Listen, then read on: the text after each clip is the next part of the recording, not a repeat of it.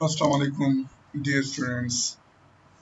हम plant physiology 2 का chapter number 6 start करेंगे, which is entitled as signal transduction in prokaryotes and eukaryotes.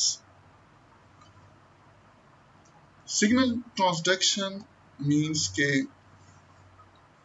How hormones या बाहर से जो भी सिग्नल्स हैं, जो भी इन्वायरमेंट में चेंजेस आ रही हैं, खा वो फिजिकल है या बायोलॉजिकली चेंजेस हैं इन्वायरमेंट में, उसको एक ऑर्गेनिज्म किस तरह रिसीव करता है और उसको किस तरह रिस्पॉन्ड कर रहा है। आपको पता है कि किसी भी ऑर्गेनिज्म, बल्कि अगर हम सेल की बात कर लें तो सेल का जो आउटसाइड कोई भी चेंज आ जाए, कोई भी फिजिकल चेंज हो या बायोलॉजिकल चेंज हो या फिजियोलॉजिकल चेंज हो, वो आ जाए तो उसको वो कैसे परसीव करता है, कैसे उसको ट्रांसड्यूस करता है, यानी उसको इंक्रीज करता है और उसके वो सेल उस सिग्नल के अगेंस्ट या उस स्टिमुलाई के अगेंस्ट कैसे रिस्पांस करता है।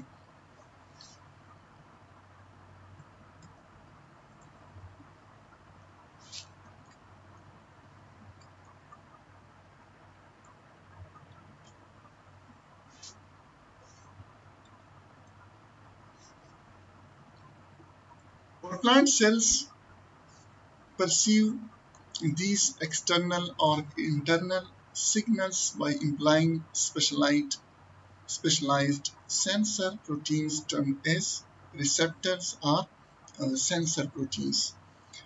ये सेंसर प्रोटीन्स या रिसेप्टर प्रोटीन्स प्लांट सेल्स के या एनिमल सेल्स के कहाँ पर मौजूद है? ये सेल मेम्ब्रेन पर मौजूद है और यहाँ पर स्पेशल टाइप ऑफ रिसेप्टर्स हैं जो कि from cell to cell, even from species to species, ये रिसेप्टर्स उनकी स्ट्रक्चर्स, उनकी रिसेप्शन एबिलिटी, यानी कौन से सिग्नल्स को वो रिसेप्ट कर सकते हैं, वो सेंस कर सकते हैं, वो वेरी करते हैं, वो डिफरेंट होते हैं। Even with in the same organisms कुछ सेल्स में एक जैसे रिसेप्टर्स होते हैं, यानी एक सिग्नल को वो परसीव या महसूस कर सकते हैं और दूसरे सेल्स उसी सिग्नल को रिसीव नहीं कर सकते। Once receptors sense their specific signal, they must be transduced the signal, यानी वो उस सिग्नल को फिर ट्रांसड्यूस जरूर करेंगे। Transduction means converting it from one form to another. इसकी डिटेल हम आगे देखेंगे। ये करते क्यों हैं? ये ट्रांसडक्शन ऑफ सिग्नल्स या ट्रांसडक्शन ऑफ स्टिमुलाई क्यों होता है? In order to amplify a signal and trigger the cellular response, इसको एम्पलीफाई करना और उसके रिजल्ट में एक सेल या सेल्स या टिश्यू या एज ए होल ऑर्गेनिज्म एक रिस्पांस देगा। Receptors often do this by modifying the activity of other proteins. अब ये रिसेप्टर्स या सिग्नल्स करते क्या है, कैसे करते हैं ये काम? एक सिग्नल आ गया, एक सेल को मिल गया, उसके सेल को रिसीव हो गया, अब उसमें चेंजेस आती हैं। चेंजेस कैसे आएगी? मोस्टली आएगी उनके प्रोटीन्स में, और प्रोटीन्स की एक्टिविटीज मोस्टली मॉडिफाई होती है। लेकिन एक्टिविटी मॉडिफिकेशन के लिए उनकी स्ट्रक्चरल मॉडिफिकेशन अहम है। स्ट्रक्चर में मॉडिफिकेशन आ गई तो उसकी एक्टिविटी मॉडिफाई होगी। और ये मॉडिफिकेशन जो है क्यों होती है? It implying intracellular signal molecules called secondary messengers. इसकी एग्जांपल अगर हम यू ले लें कि एक लेटर है आपने किसी दोस्त को किसी और सिटी में बैठा हुआ है, उसको आप एक लेटर देते हैं या भेजने की कोशिश करते हैं, उसको भेजना चाहते हैं, तो आप वो लेटर एक पोस्ट ऑफिस में पोस्ट कर लेते हैं या पोस्ट बॉक्स में पोस्ट कर लेते हैं। वहां से एक पोस्टमैन उसको रिसीव करता है, उसको उठा लेता है, उसमें थोड़ी बहुत मॉडिफिकेशन कर लेता है, फिर वो एक और बंदे एक और इस तरह आगे जाकर आखिरकार वो आपके टारगेट पर्सन की तरफ पहुंच जाता है। तो दरमियान में जितने पर्सन्स हैं, उसमें जितनी मॉडिफिकेशंस हो गई, उसके मॉलिक्यूल्स में या उस लेटर्स में जितने चेंजेस उसमें आ गई, उन सब को हम अगर कह दें,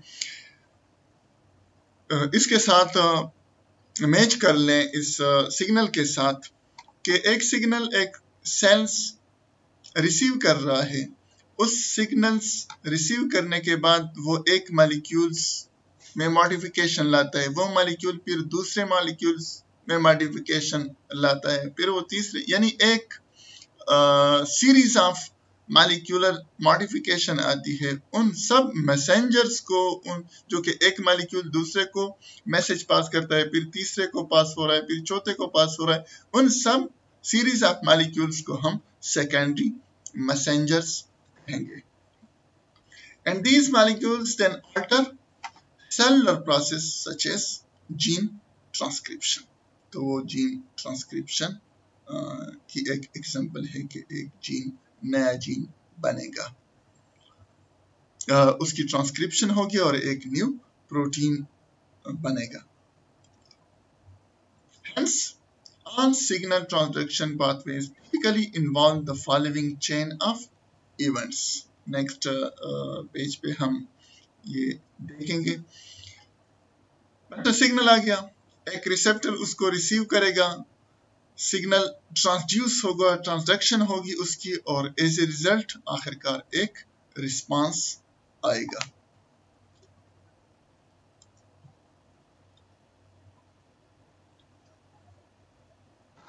यहाँ पर हम डिफरेंट कंपोनेंट्स, बहुत सिंपल डायग्राम है, different components of signal transduction हम देखेंगे।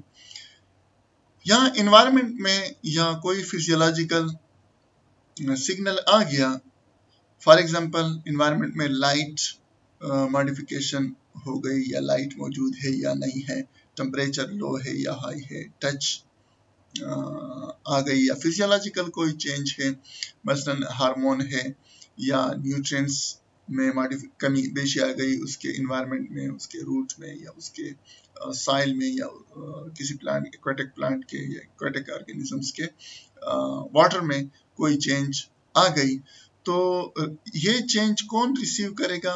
रिसेप्टर्स मौजूद है, रिसेप्टर मॉलिक्यूल्स मौजूद है, वो रिसीव करेगा।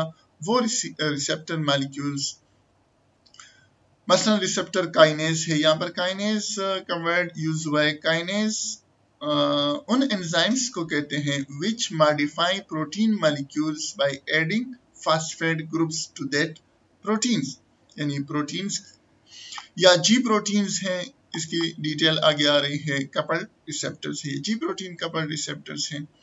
ये रिसेप्टर्स उन सिग्नल को, एक सिग्नल्स को रिसीव कर लेते हैं, फिर उनकी सिग्नल ट्रांसडक्शन पाथवे बन जाती है, जो कि काइनेज भी हो सकती है, कैल्शियम की कमी बेशी, यानी calcium endoplasmic reticulum, mostly smooth endoplasmic reticulum से साइटोप्लाज्म की तरफ कैल्शियम का बाहर निकलना या एब्जॉर्ब होना, लिपिड्स मॉलिक्यूल जो सेल मेम्ब्रेन में लिपिड्स मॉलिक्यूल्स है उनमें मॉडिफिकेशन आ जाए, या साइटोप्लाज्म के पीएच में कमी बेशी आना, ये आ जाती है। एज ए रिजल्ट एक रिस्पांस आता है। रिस्पांस में वेल नोन रिस्पांस जो है gene expression, most of the cases में एक न्यू प्रोटीन बन जाता है, या साइटोस्केलेटन में मॉडिफिकेशन आ जाती है, या एंजाइम एक्टिविटी में मॉडिफिकेशन आ जाती है। एंजाइम एक्टिविटी यानी वो एक्टिवेट होता है, हो सकता है उस सिग्नल के रिस्पांस में, या डीएक्टिवेट हो सकता है, या उसकी एक्टिविटी स्लो या एक्टिविटी स्पीड अप हो सकती है।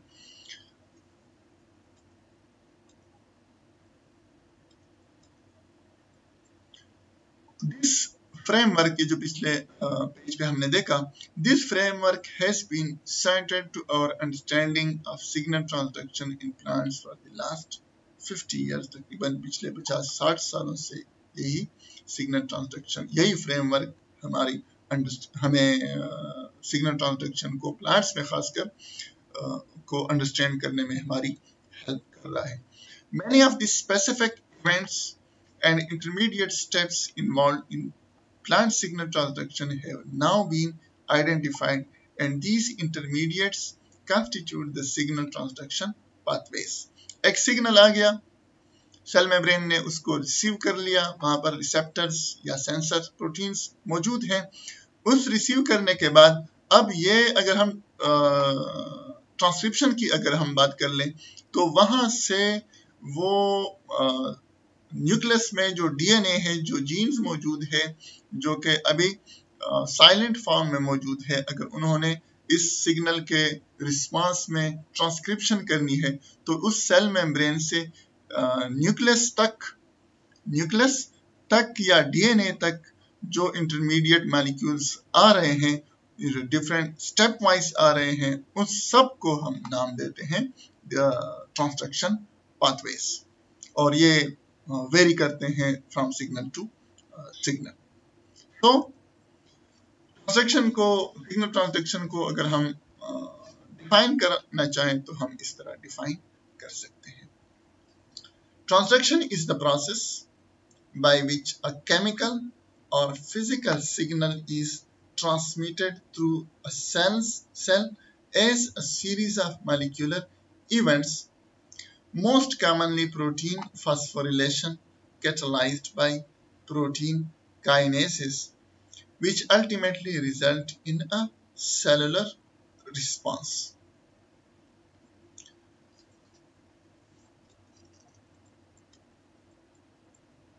Thank you.